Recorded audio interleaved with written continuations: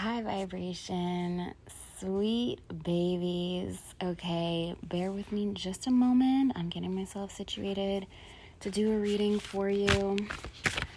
And this one,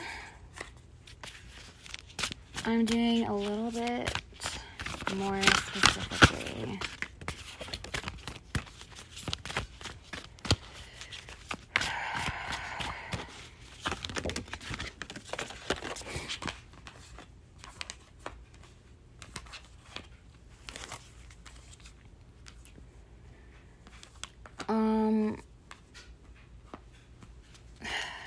So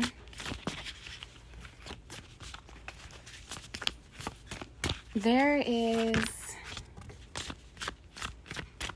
a theme, I would say, that's been showing up quite often of overindulgence. I think this is something, hi toy boy, what are you up to?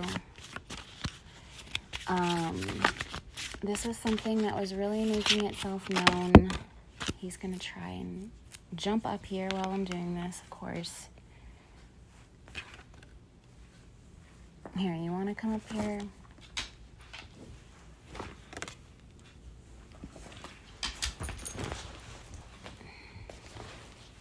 He's gonna watch right now for me. He's on guard.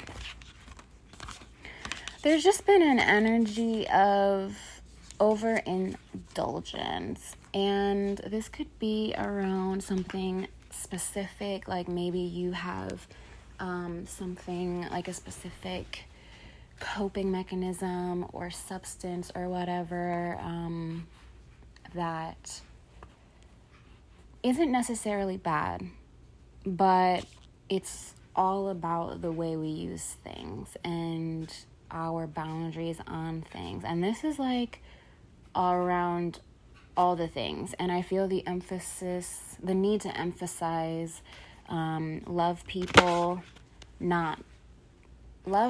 use things, never the other way around. So whatever that means to you, like, do with it what you will, but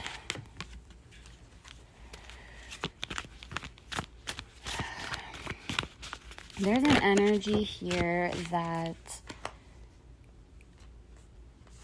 you have reached a cycle completion, and whatever tool or substance or mechanism, right, coping strategy, mechanism, whatever you were using to get through that cycle.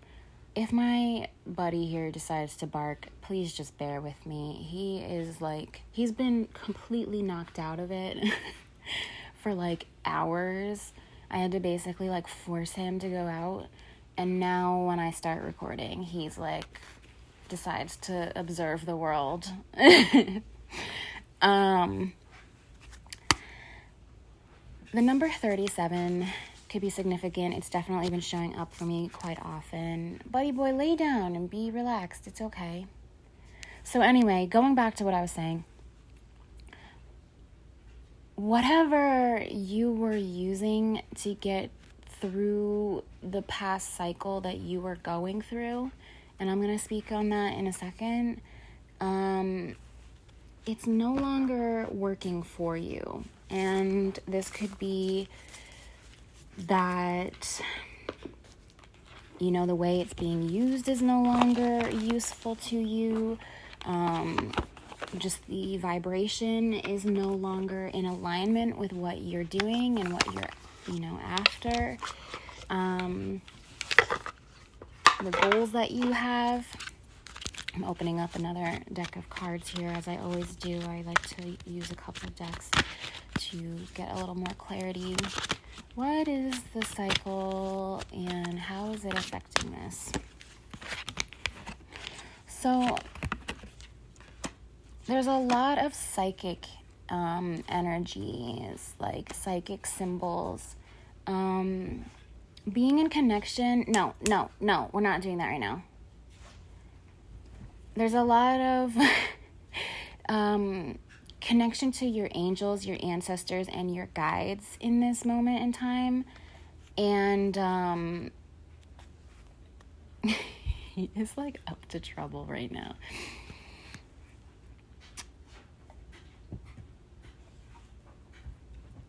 Sometimes I feel like he likes to share his own messages and his own opinion with me, so that's why I'm like observing what he has to say about all of this.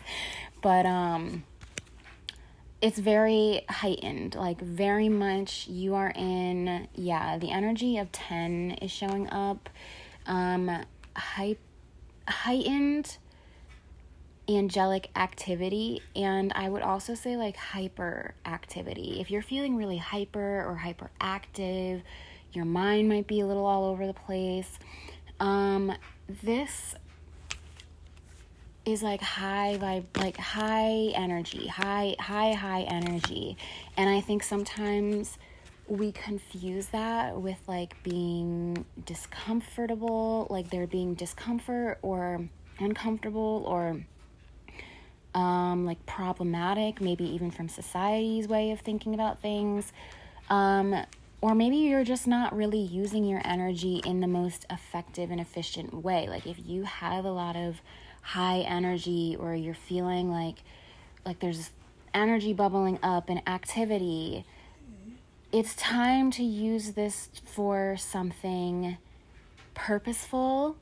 And I'm actually seeing here, it's time to put your energy towards something like a honeymoon, something like a commitment. This symbol here talks about honeymoon phase and attending someone's wedding. So you could be committing to something. You could be wanting to get back into like the honeymoon phase of your life, but this seems like you have some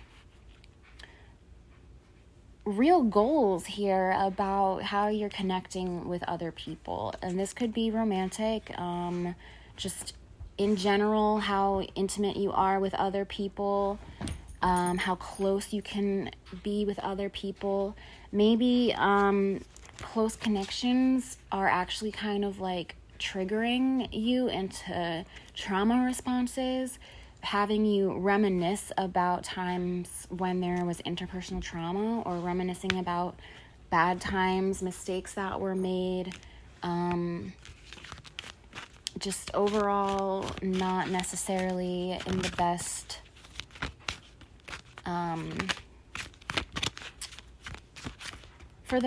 for your greatest and best self.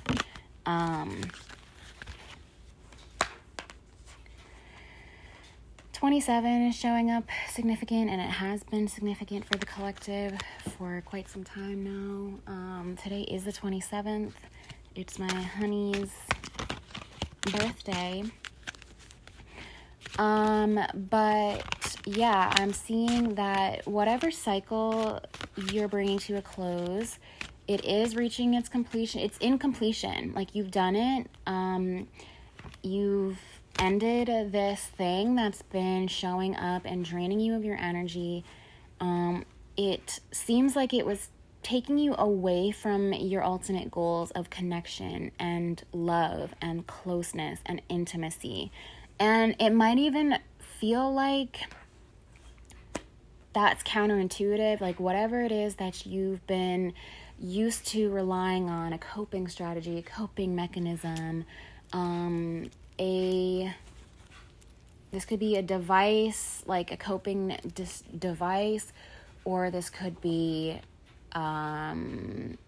like just a specific thing, a substance. This could be plant medicine. This could be over-the-counter stuff. This could be literally whatever comes to mind when you think overindulgence. You don't have good boundaries around it. It probably has shown up for you in the past as an issue. And really and truly, this is something that was modeled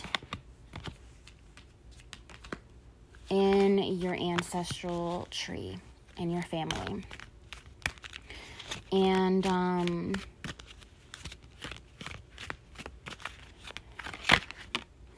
there is this emphasis on like using people, or an emphasis on like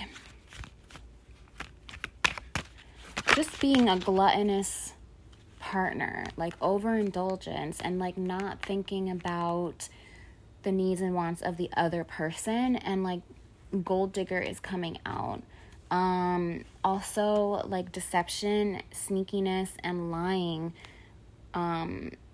could have been displayed, it could have been modeled, and with the way that this card is symbolizing it, it just kind of seems like someone's hiding something or had something like hidden behind their back. This could be you. This could be you now doing this in your relationships, or this could be something that now you're fearful of in your relationships because you've seen it displayed in your family tree and in your lineage. And however this is showing up in your life, this cycle that you're noticing, you're completing this cycle. Along with it is going to be some sort of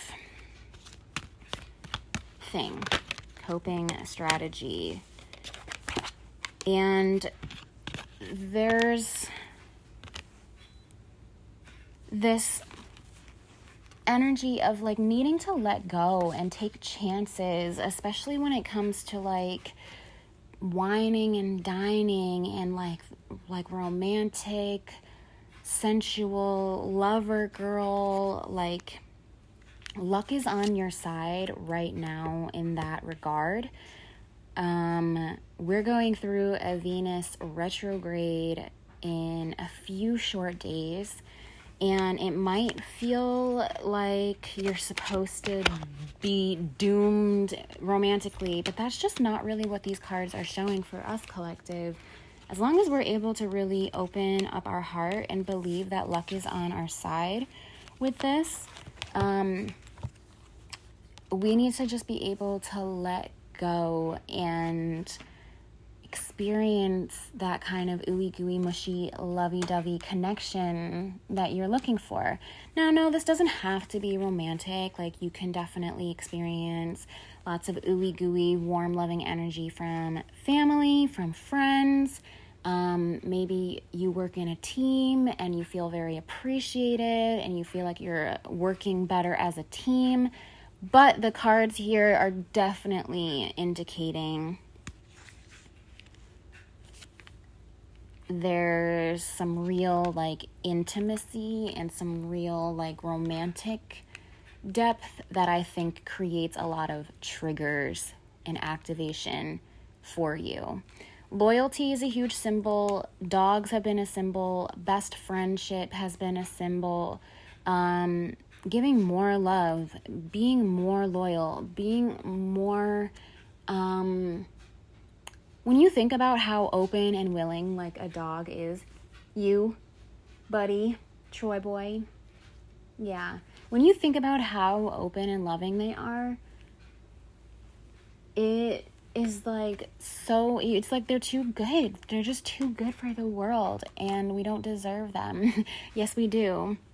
We deserve to feel like that, loved and connected by the people around us and that matter to us. And that's kind of the energy that you want to bring into your connections right now, your relationship right now. Butterfly is a huge symbol. Something needed to change. There's like a transformation, definitely, that was unfolding. There was an ego death that was unfolding. Now, this could be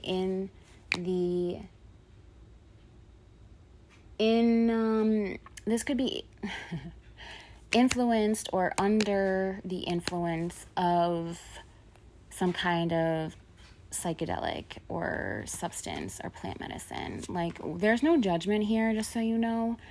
Your life is your life. I think, all of these things exist in this universe, not necessarily to make us bad or good people, like just to experience life, and then what we do with that experience and those choices that we make really determines how the world sees us and how we behave and what we attract into our life.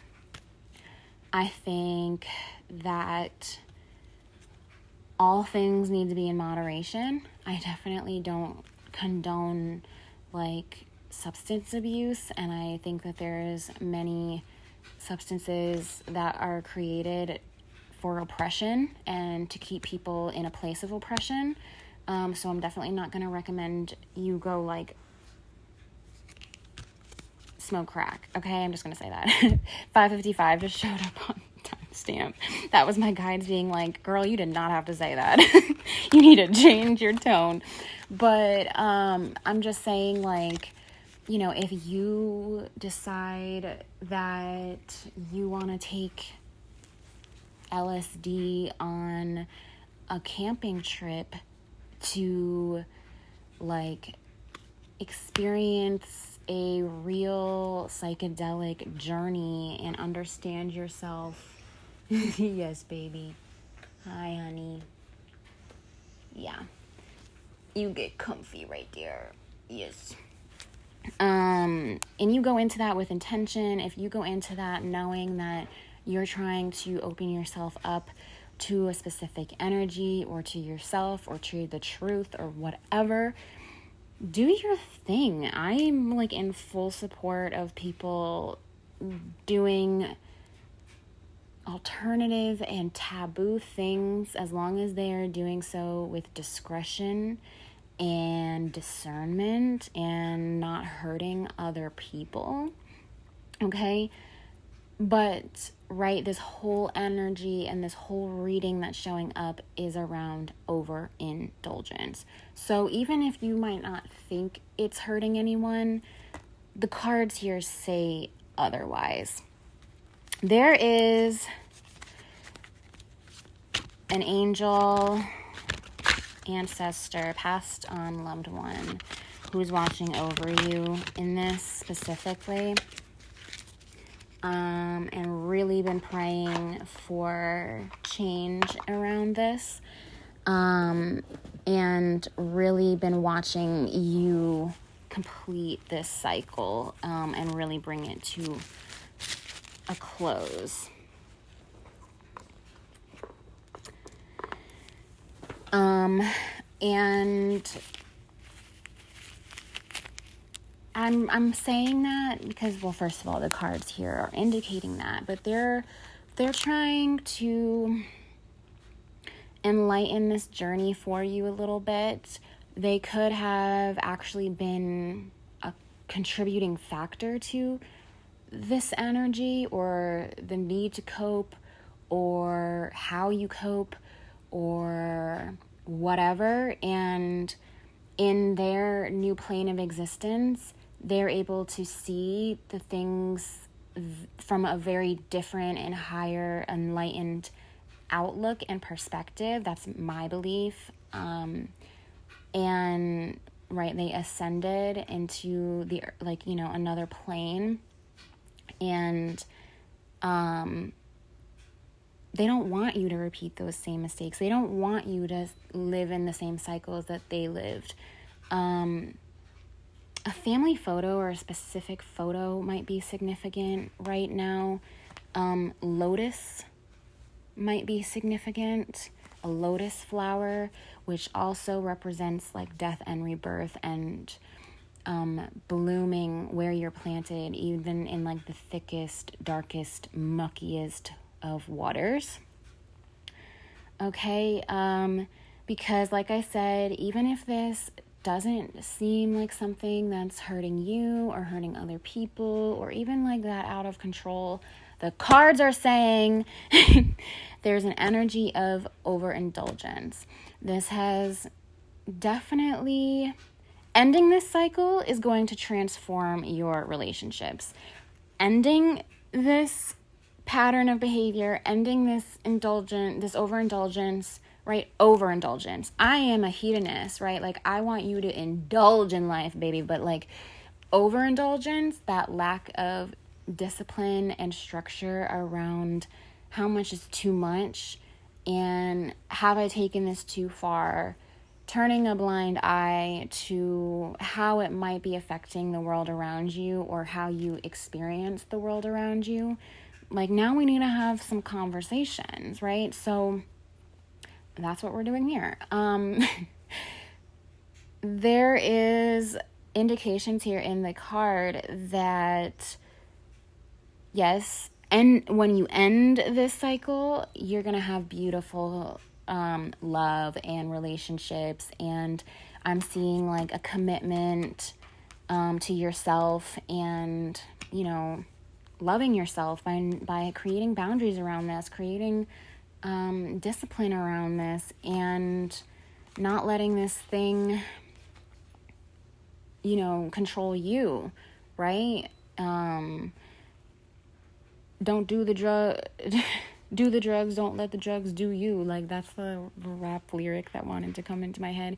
So I don't know, maybe some of you, there's an addictive quality to this reading. Things that you might not even consider to be something that you could get addicted to. And this energy of like need, overindulge.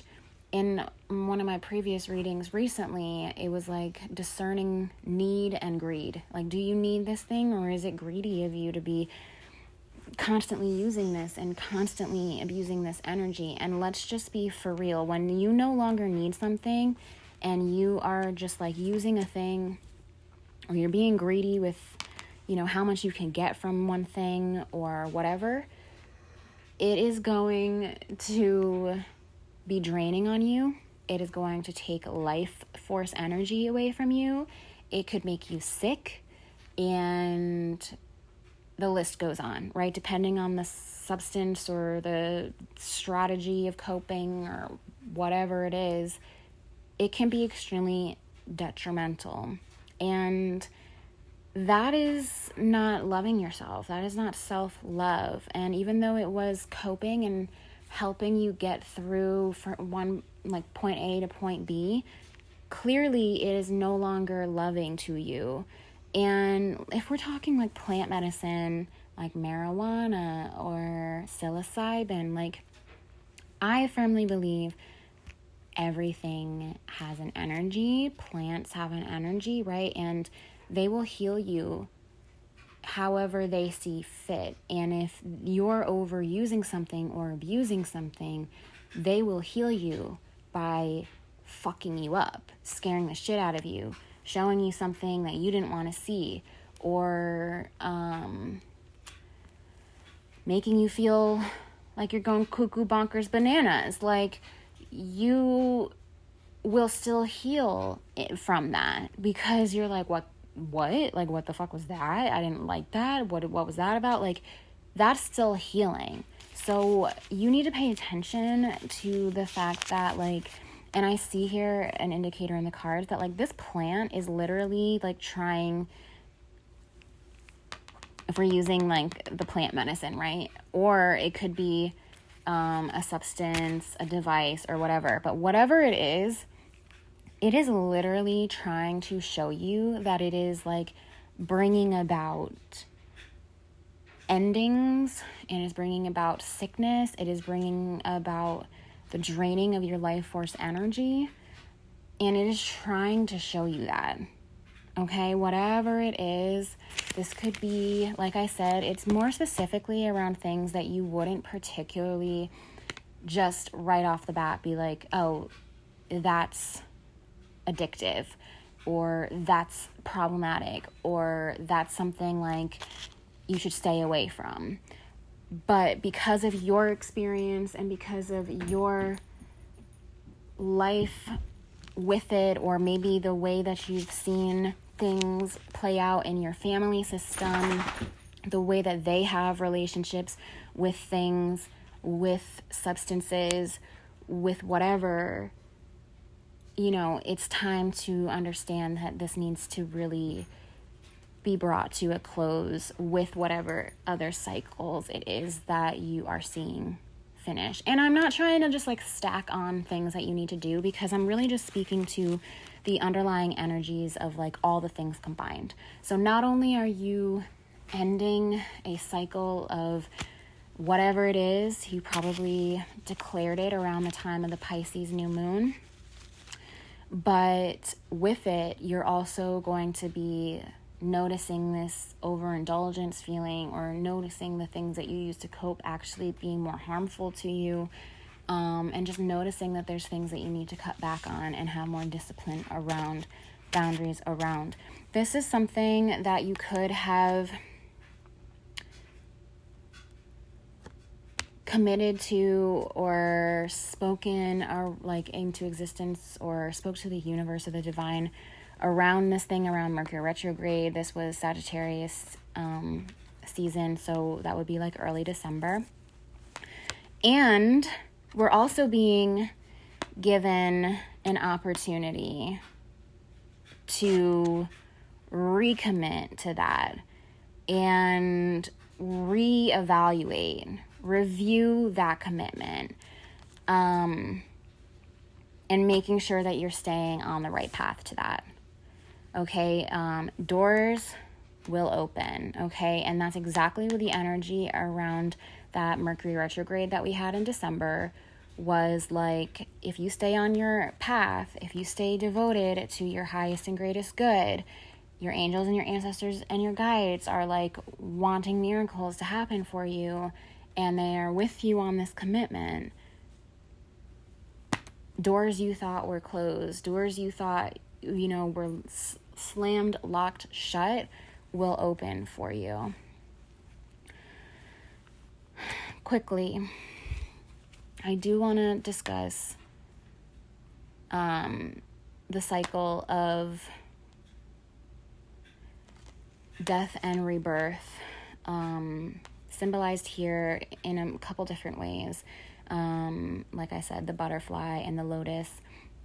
Now, this could be speaking to a ego death. So I'm feeling the need to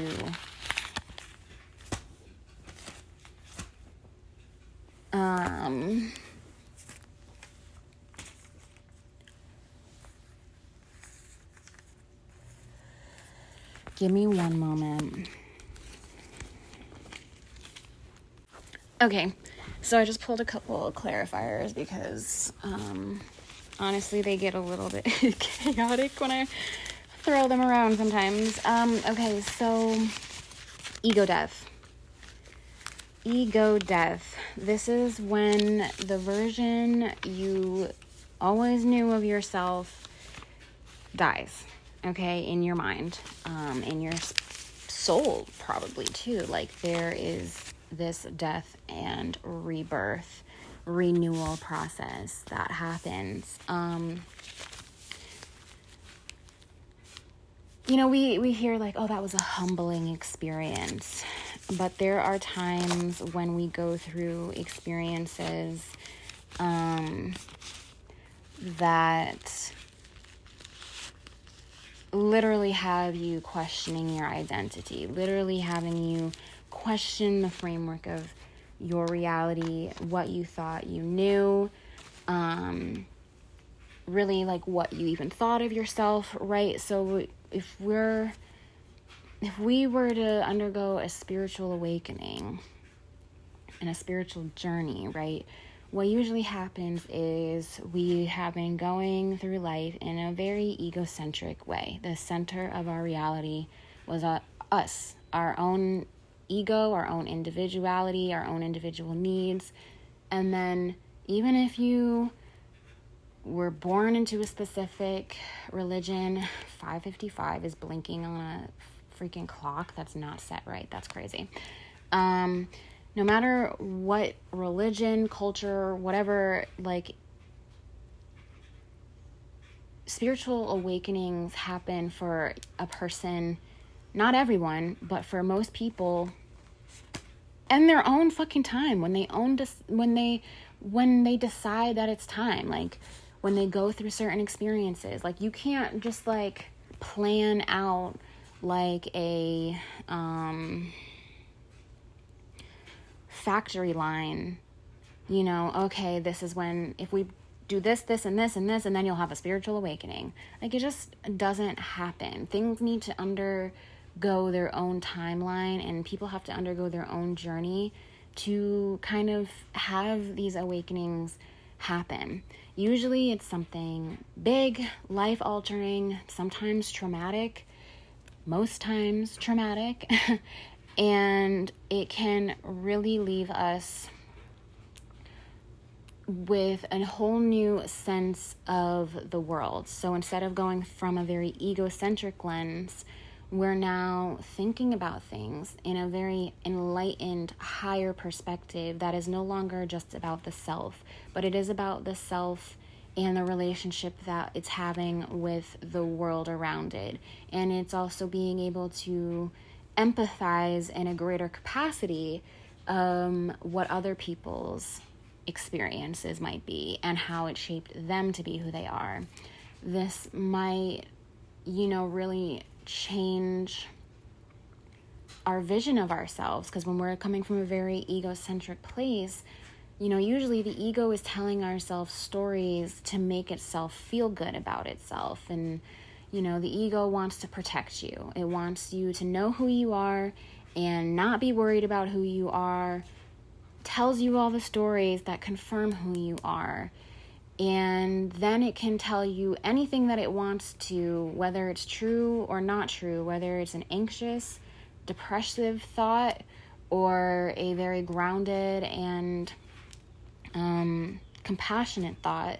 Like, whatever the ego story is, we are usually conditioned to believe it, and we're usually not conditioned to question the ego and to question the sense of self and reality. And we feed into these egoic fears and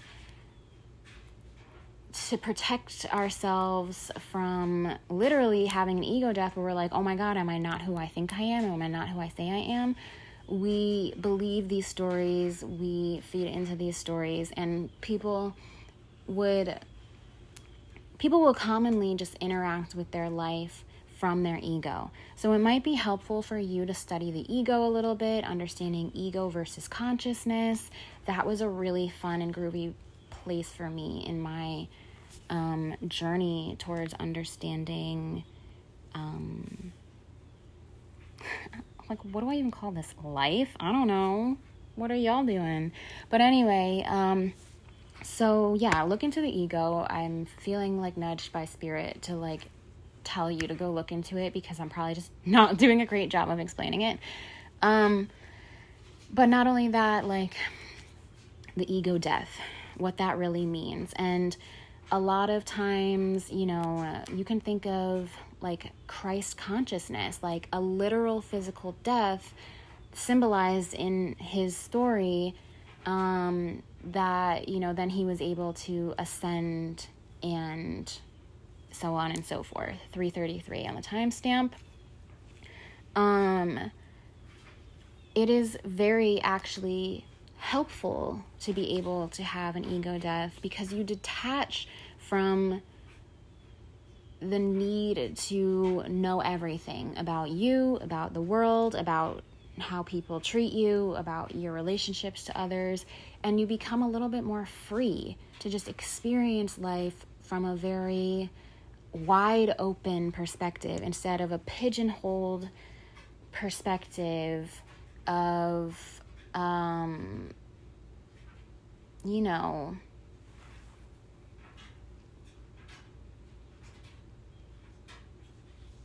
life, who you are. Like, you start to be able to just accept that maybe I am flawed. Maybe I do have things that I struggle with. Maybe I don't love all the things about me, but I love myself enough to like give myself compassion anyway. And what we don't always think about is like, we think about someone being egotistical or they're an egomaniac or whatever. That often looks like somebody who's big-headed, who's cocky, bragocious, thinks unrationally highly of themselves, right? Because there's always a happy medium in there. We want to be confident. We want to have enough ego to be like, well, I'm pretty awesome because I do this, this, and this. But we also need to be able to put our ego in check and be like, bro, also remember, you're not high and mighty to be looking down on others and treating others poorly for their decisions. And just because it works for myself or works for you doesn't mean that that's what everybody needs. And who the fuck even are you anyway? So that's kind of where the ego is helpful and useful. But at the same time, we don't really think about how the ego can also show up in a very self-deprecating way.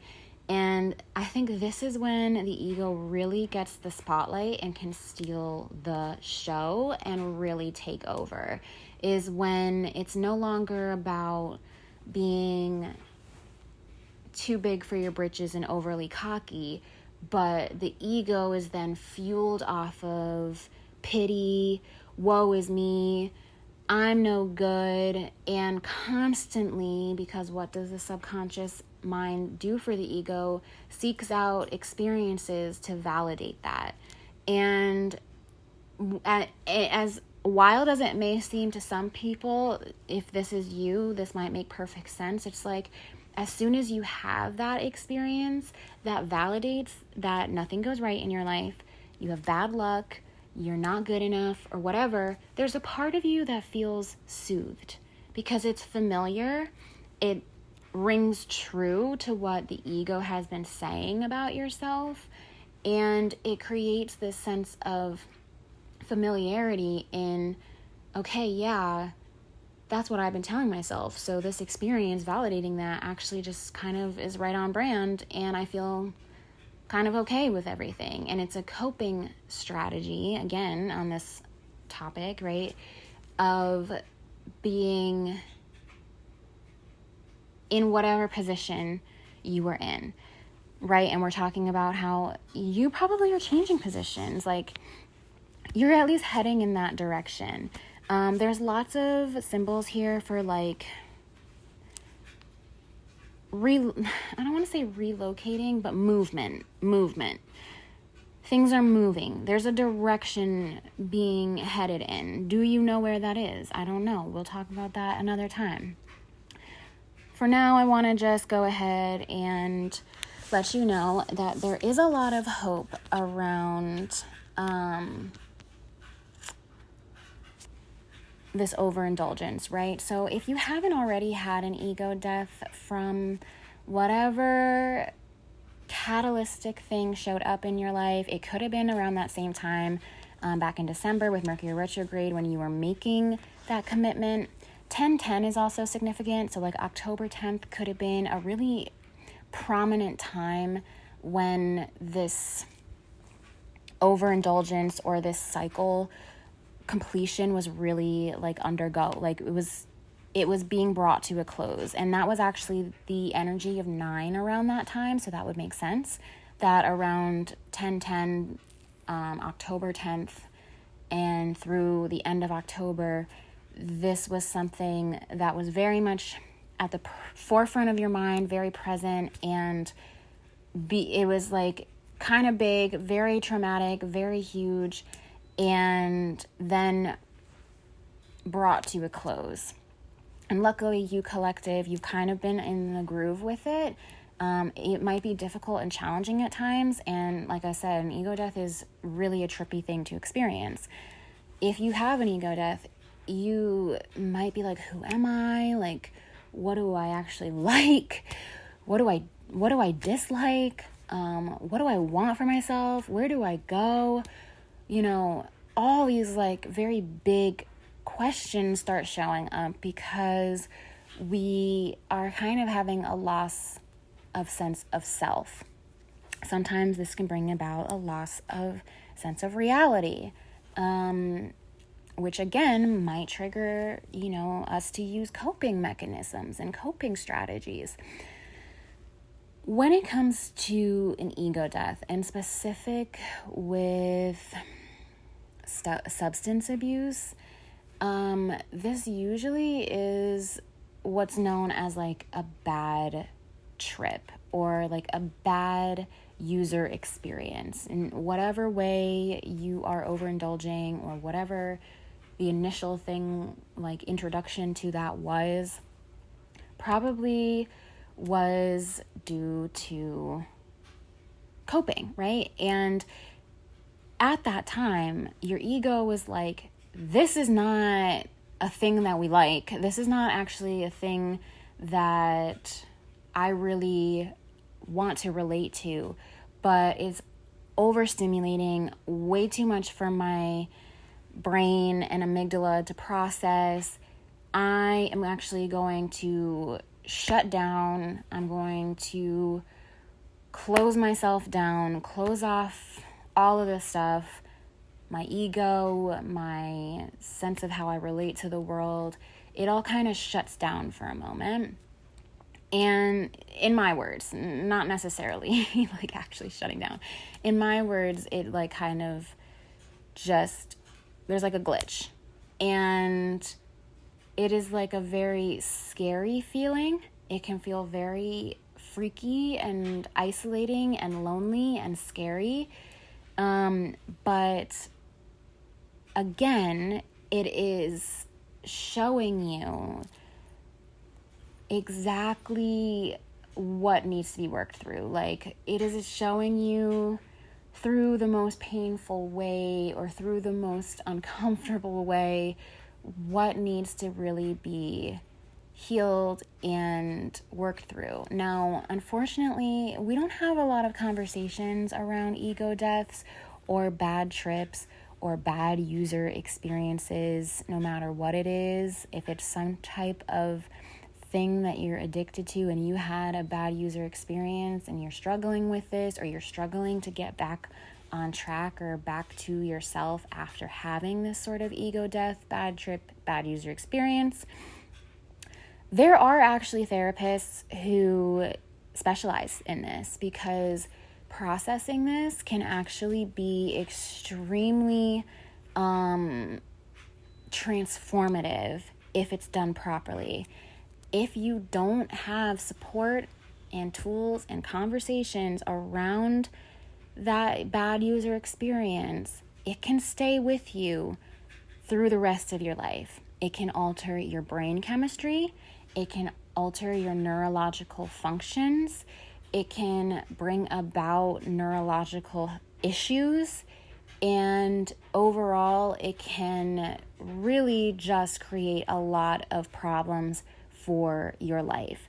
So maybe you're someone who knows that they had a problem with overindulgence, or you're still experiencing this need or greed or want to overindulge, or maybe you're just trying to understand how this coping strategy really even came into your life. It could be related to, a bad user experience. I'm just going to keep say that. Like the rush, the feel good, the cope of whatever it wasn't there. And now it's like you're constantly trying to connect back to that, or you're trying to your brain, not you consciously, but your brain, your subconscious mind, in order to process it and heal it and have that user experience go the way that you wanted it to, it's now asking you, by repeating behavior, repeating issues, repeating cycles, so that you can finally process it and finally see it have its completion and really let go from your life. This is something that you probably need some help around, whether that's your circle, whether that's professionally. But like I said, there's really just not enough conversations. There's really not a lot of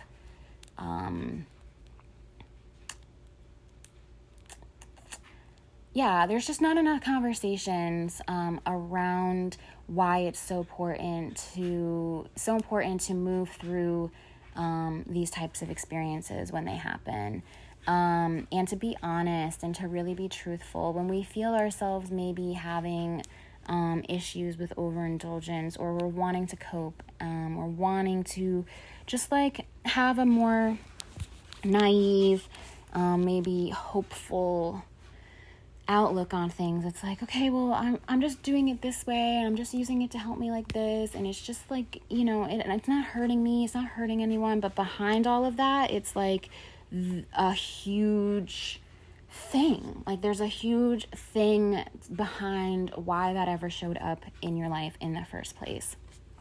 Work through this cautiously. Don't dive headfirst into this. Like I said, get support. I definitely recommend asking for professional help around this. There's lots of support groups. If you are struggling to find means to get some other professional support, there's lots of different ways you can seek out support and have conversations around these things. Okay, and you're gonna get a lot of angel numbers and confirmations. Receipts. The receipts, honey. That's what I'm feeling is coming through with that. Going back to that whole energy of healing this thing that might have been a cycle in your lineage. I'm seeing mother wounds, sneaky secrets, deception, gold digger, being used.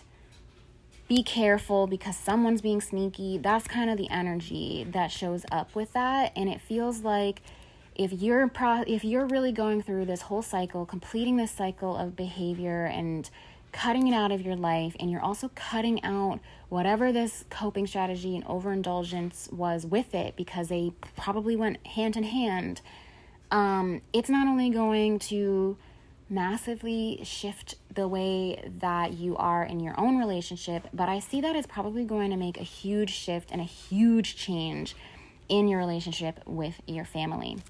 Give it time.